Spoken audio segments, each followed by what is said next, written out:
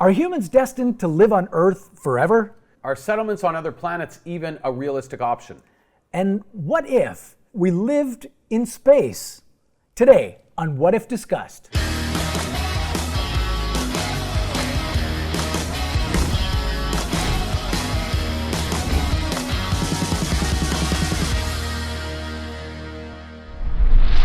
Hello and welcome everyone to What If Discussed. I'm Peter Smeechin. And I'm Richard Garner.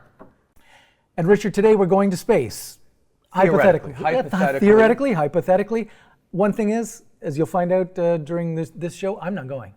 Well, we'll see. We'll see at the end, because I have a feeling I'll be able to win you over. I got a couple of pitches. I'll save that for later. Again, just if you are joining us, wonder, okay, what if we lived in space? Does that include the options of, let's say, living on Mars, living on Venus? We've talked about that in What If, terraforming Mars, terraforming Venus.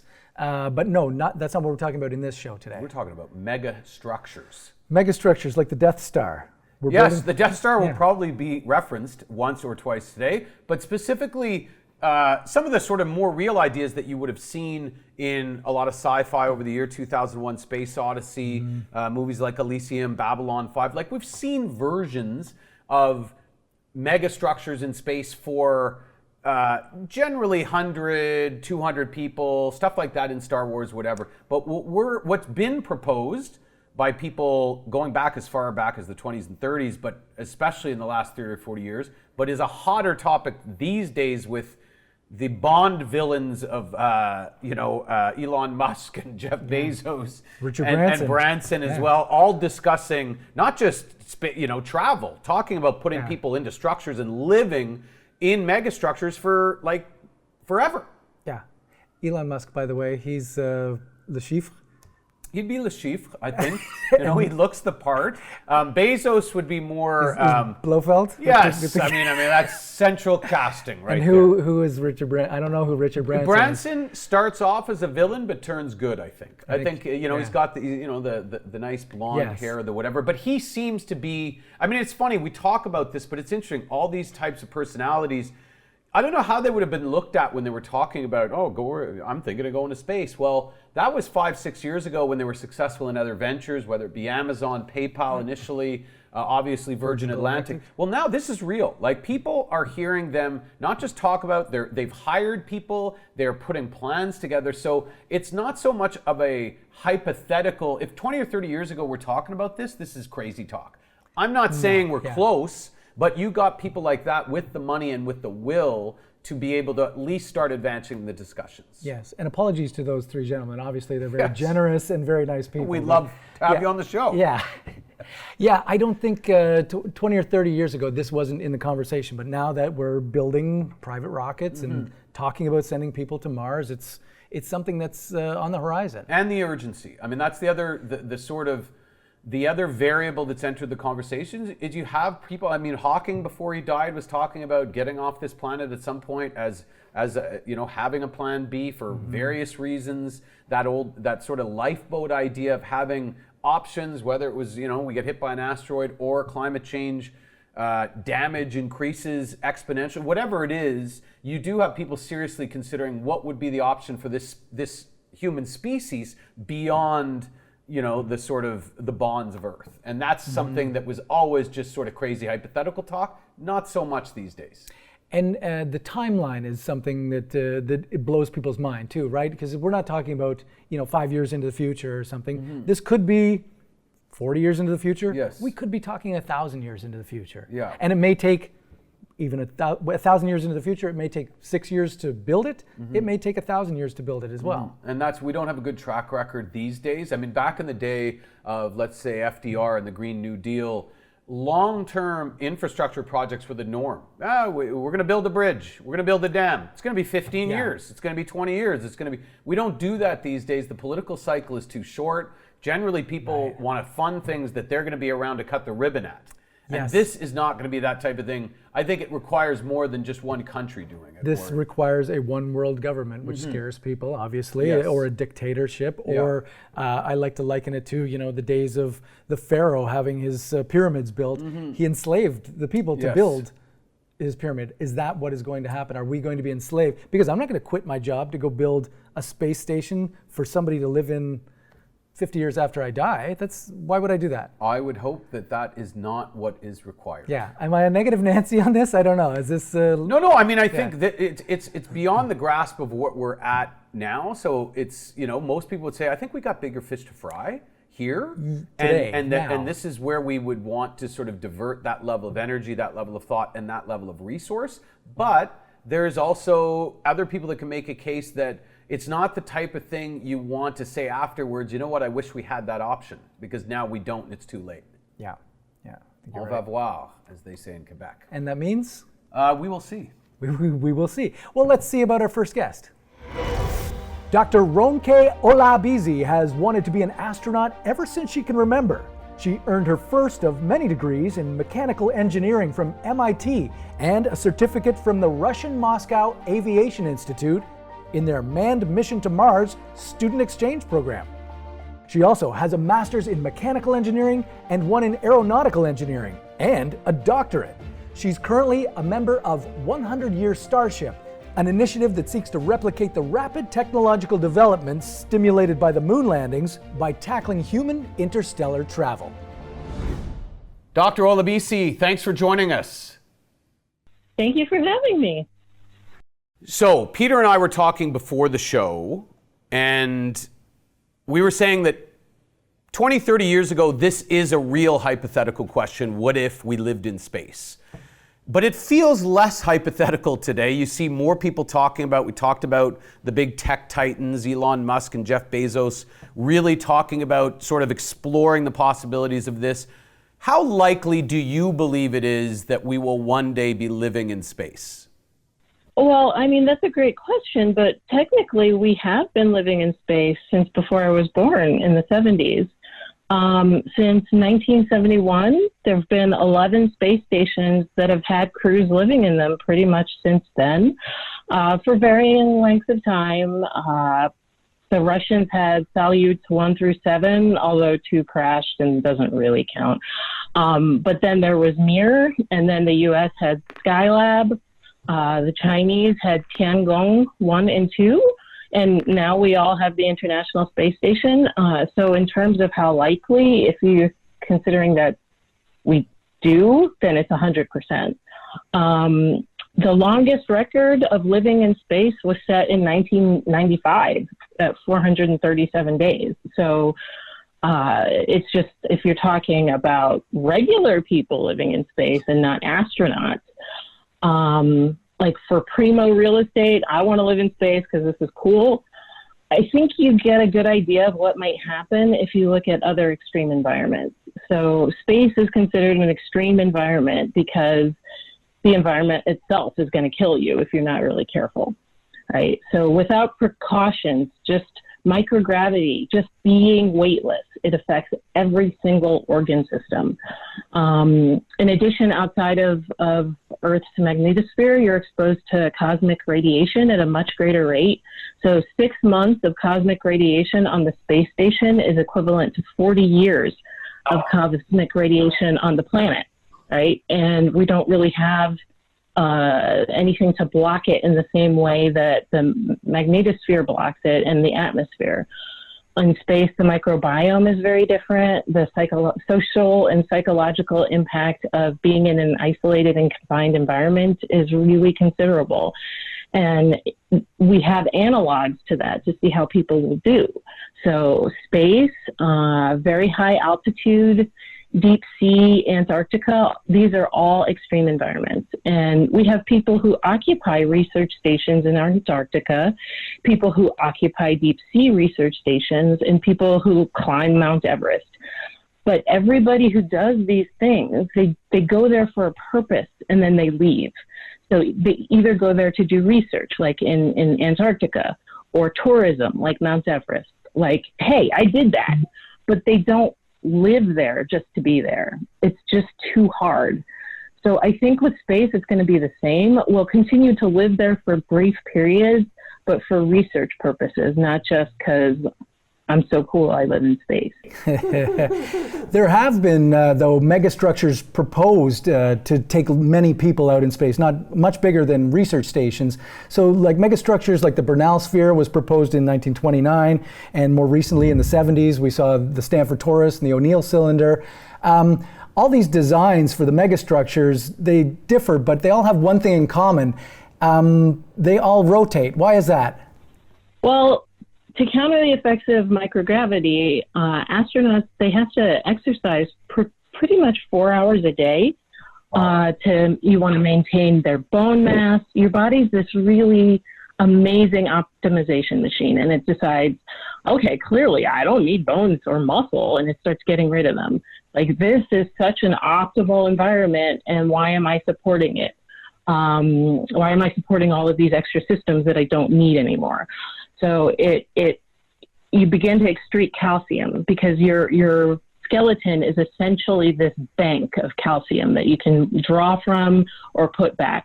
And it decides, I don't need to maintain all of this anymore. Let me excrete this.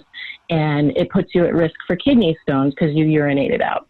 There's this headward fluid shift because gravity is not pulling on the fluids in your body anymore. And it gives you a killer headache on the first few days, but then, later it results in your body's like, I clearly have so much fluid since there's so much in my head. So it makes you urinate all this, what it perceives as extra fluid out. And the result is that when you return to Earth, you don't have enough blood under gravity to remain conscious. And a lot of astronauts will suffer what they call orthostatic intolerance, which just means that you can't stand upright without passing out. And so when you see them coming back from a really long duration, you'll very rarely ever see any of them standing on their own. They'll be carried. Your vestibular system, it needs gravity to function correctly, and some people get extremely motion sick from the lack of this gravitational impact. So space motion sickness, they have a unit for it, and it's called the Garn, and it's named after Senator Jake Garn. He flew on the shuttle Discovery as a congressional observer, and 1/4 Garn is considered very sick. 1 full Garn is, and I quote, as sick as it is humanly possible to be. So, like, these things happen because your whole organ system was designed in gravity to work in gravity. The heart changes because there's no gravity pulling on your blood to help the heart out. Their vision changes that they believe are caused by this fluid shift that is caused by microgravity. So everything pretty much changes, and there are countermeasures for all of these changes: the exercise, the diet, the different pills. But the easiest countermeasure to do is gravity. So if you rotate your habitat, you experience what feels like gravity, and then you don't have to do all of these other things. Oh, I wonder what a full Garner would do in terms of making you sick. Full Richard Garner? Yeah, well, I don't know. That sounds awful, honestly. Most of that sounds incredibly challenging. Obviously, Peter and I both know the answer to this question, but for the people at home, what is the difference between centripetal force and centrifugal force? Is that convincing? Centrifugal. It's centrifugal. Because obviously, I think a lot of people have heard centrifugal, but not necessarily centripetal. So physicists like to say that, like, with the F, because I want to be clear speaking over that you hear, centrifugal is not a real force, whereas centripetal is a real force. So centripetal means center seeking. So if I take a string with a ball and swing it around in a circle, right? The ball is going in that circle because of the tension in the spring. And that string is exerting a centripetal force on the ball. It's pulling it inward. And so center seeking. And so that ball, if you let go of that string, the ball is going to go in a straight line. It's not going to keep curving around, right? So you need that force and entering the center or seeking the center. It's constantly pulling it. And so that ball is constantly accelerating because its acceleration is change in velocity. So it's constantly changing its forward velocity to a different angle, right? And so centrifugal force, it's something that you feel, but it's considered not real because it's really just the inertia of the object. There's no real force pulling outward on that ball. It's just that ball really wants to go straight. So if I'm pulling that ball, the force, the ball wants to go this way, but the force is pulling it this way. And so it's pulling it, it's pulling it, it's pulling it. So it's not that if there were a true centrifugal force, it would pull it this way. But if I let go of that string, that ball goes that way. And so it's just this equal and opposite reaction that happens in a non-inertial reference frame.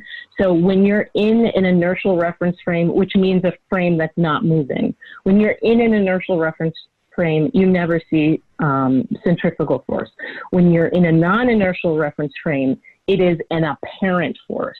So like if you're, say, driving in a car and you turn left, it feels like you want to go right, but it's not that you're really going right. It's that your body wants to continue on the path that it was going.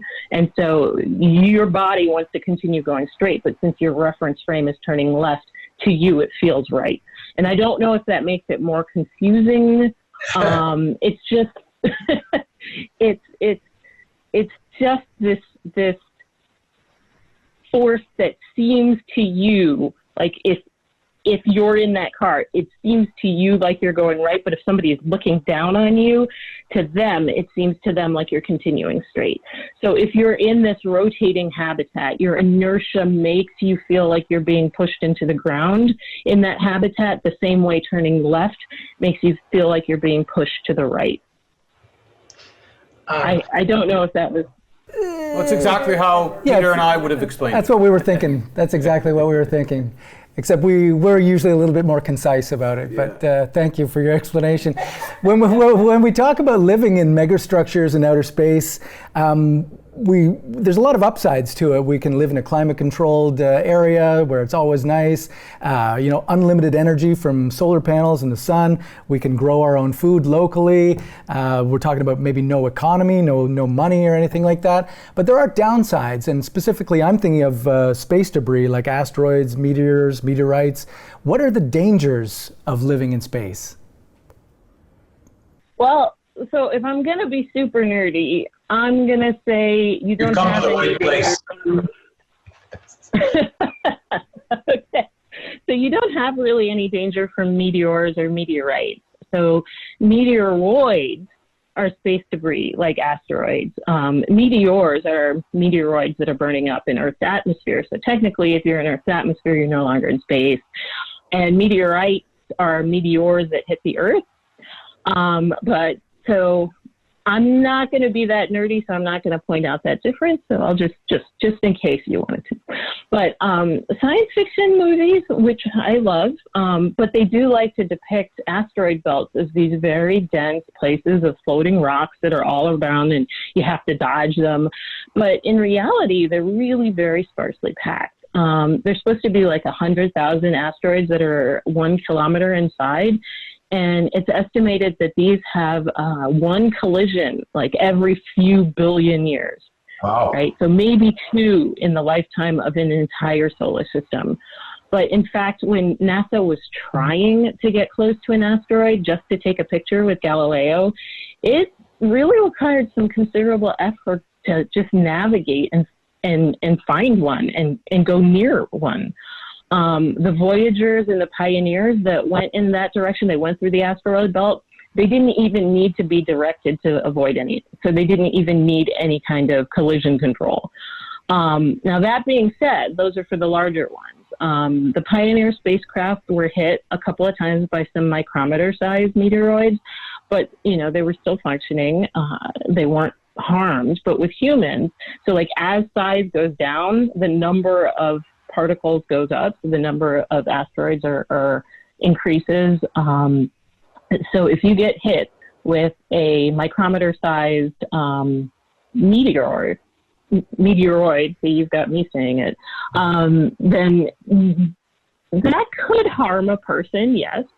But for the most part, it's going to hit your spacecraft. And you want to know if a tiny hole is punched in something. You want to know if you have an air leak. And it's not the same as again, in science fiction movies where you just have this explosive release of gas.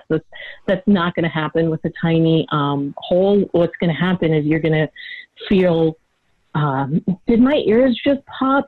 I feel like we're losing pressure. It's going to be a very slow leak because you don't have the sudden explosion of air that's depicted in science fiction movies.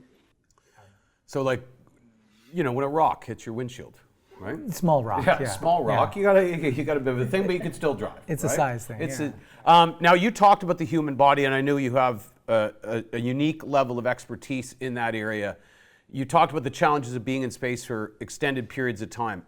I know that most of this, the hypothetical around living, with millions or billions of people in space in megastructures, they haven't really gotten down to really sort of exploring and immersing themselves in, is it possible long-term physically for the human body to sustain it? Do you believe, even hypothetically, that there are environments that can be built that can mitigate some of the things you were talking about earlier and allow us to live in a megastructure like the O'Neill cylinder or the Stanford torus for extended periods of time? Or is it too much for the human body?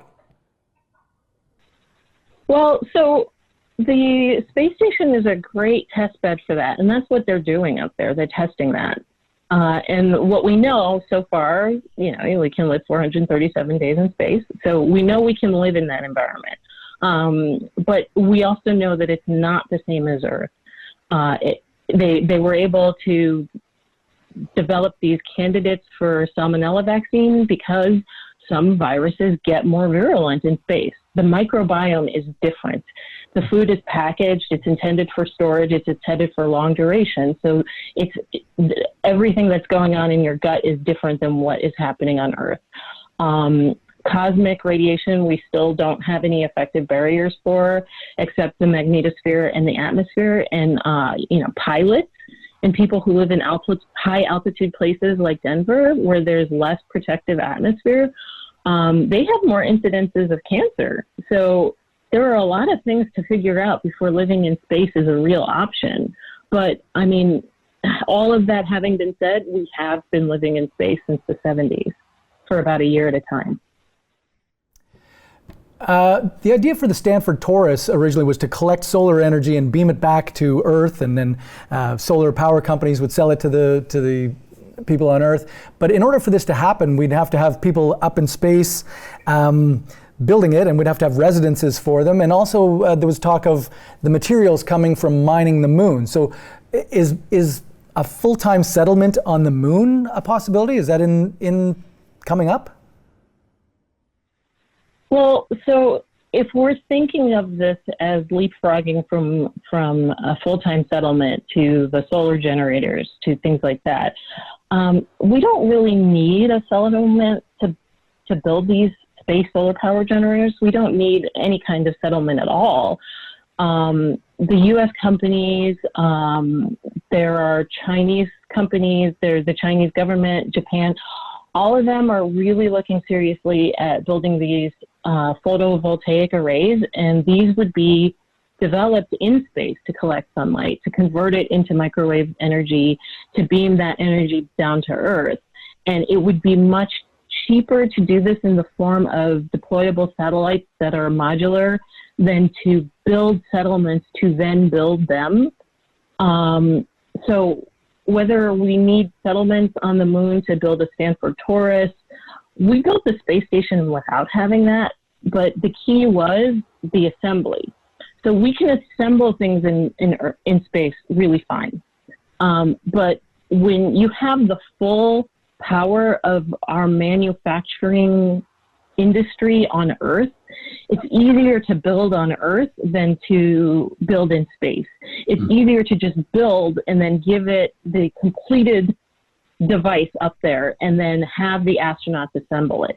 So requiring manufacturers to be astronauts or astronauts to be manufacturers, it's just a recipe for disaster. There's a huge level of space working, a huge level of stress working and living in space.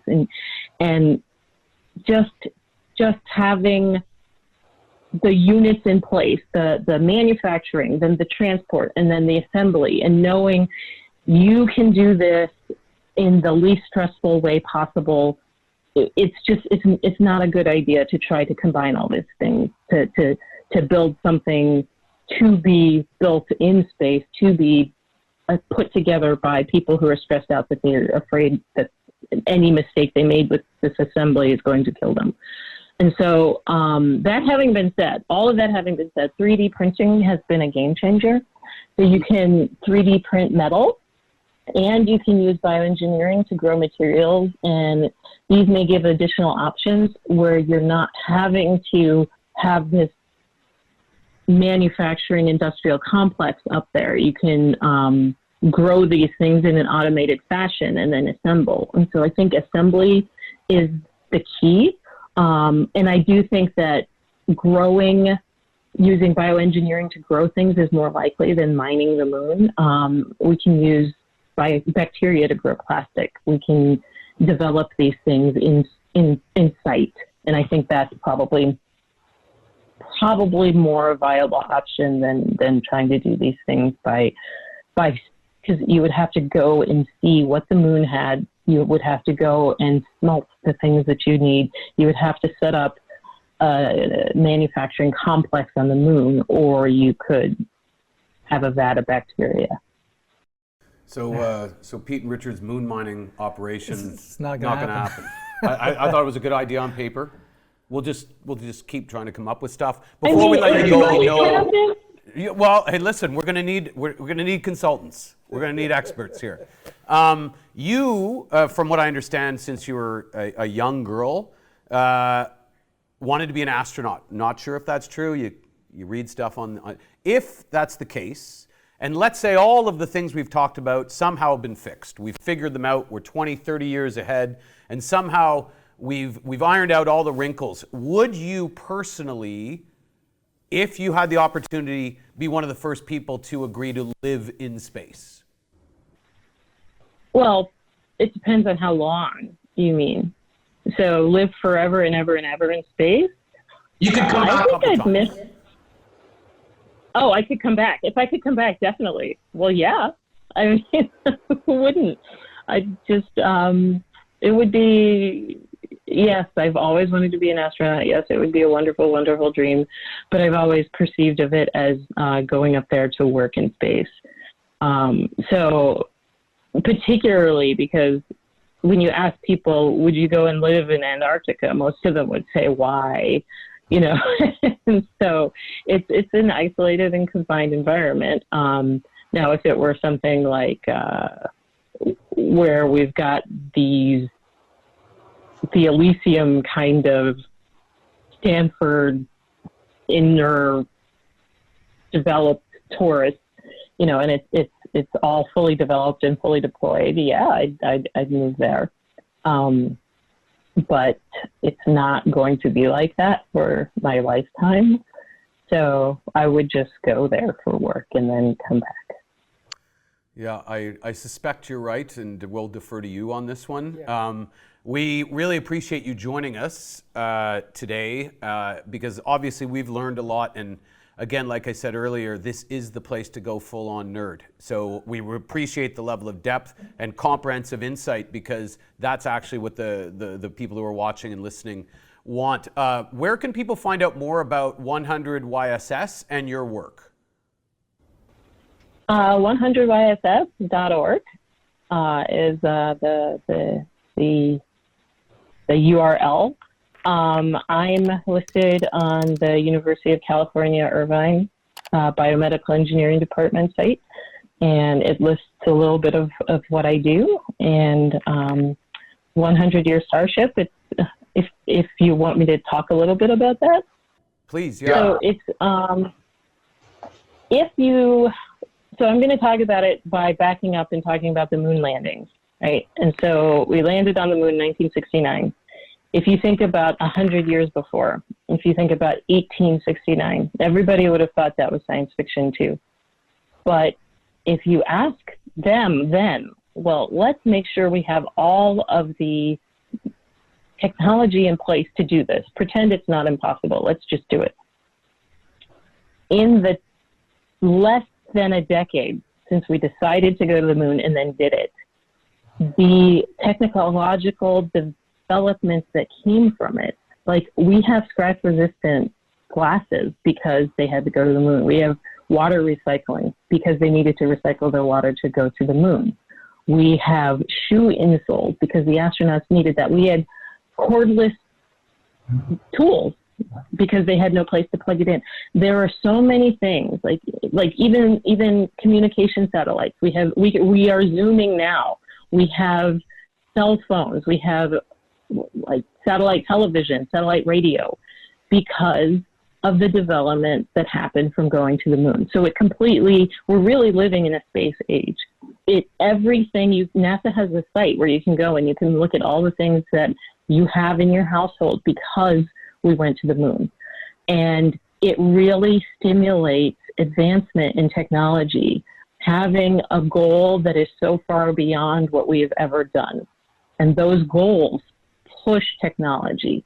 So the 100-year Starship, it's more of an idea than can we really make it there. So let's pretend that it doesn't matter. It doesn't matter whether or not we make it there. What matters if we have the technology required to make it there. So what does that look like? What does that technology look like? Well, to make it there, we need better energy. Is that going to help us on Earth? It's like, yeah.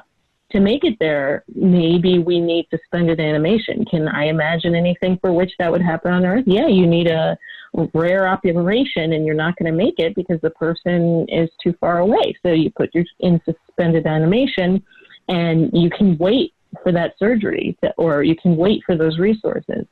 And so there are a variety of things that going to the whole idea is let's make sure we have what we need to go to another star in 100 years. And that requires transformational technology. And the goal is for that transformational technology to improve life on Earth. Well, and again, sort of even to reiterate the point earlier, this is the place for big ideas, right? I mean, that's you and me. We got the big ideas. But I mean, but you would like to hear vision, right? For sure. And that's the cool thing, because to your point, the things we don't think we could do in 100 years, we will be doing, and that's always been the case throughout history. So thanks for reminding us of that, and again, thanks for joining us today on What If Discussed. Yeah, have a great day at the beach. Yes. Thank you. Well, I certainly hope she gets some surfing in or something today, because that looked like a great day at the beach. Yeah, it looked like a nice background. What did we learn that we didn't already know from that one? A lot. Like, Yeah. I mean, that, in the sort of the deep dive that we do, and we do a deep dive before we do these shows, we watch the What If videos. It was definitely more focused on the actual structures themselves, the feasibility, the cost.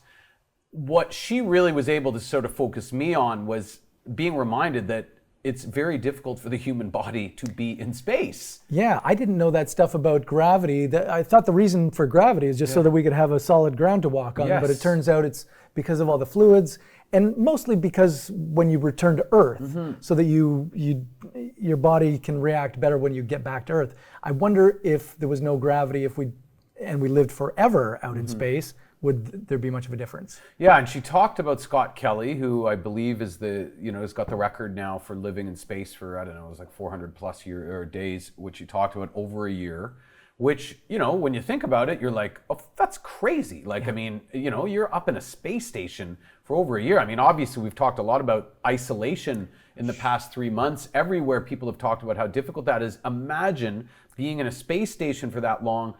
Now, that's an entirely different environment, but if we're talking about living on these types of megastructures for years, decades even, you have to essentially eliminate all of the problems that affect the physical body. Like, whatever you have to figure out, it has to be like living on Earth, like atmospherically, gravity-wise, and I don't know if we're close to being able to replicate the conditions here in a megastructure.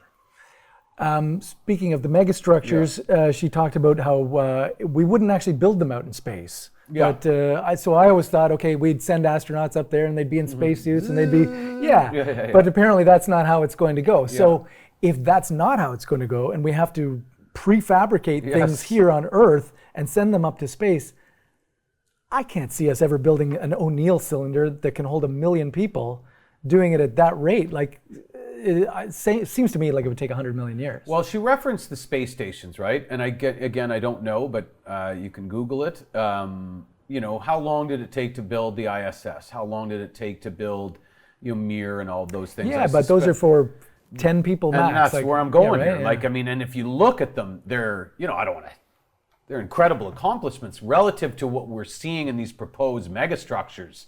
It's an anthill versus, a multiplex condominium.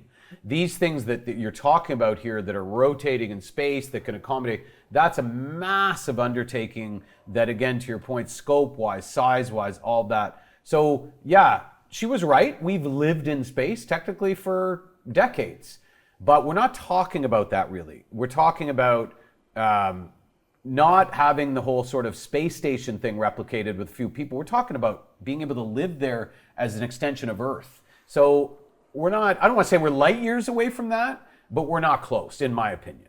Yeah, and it better be an extension of Earth, otherwise I'm not going, because I've got all I need down here. Like, my other thing is like, so I talk a bit about like the only reason I would want to leave Earth is if death was imminent, but also like, it seems like a huge expense. Like, couldn't that expense also be spent on fixing this shiny blue marble in space?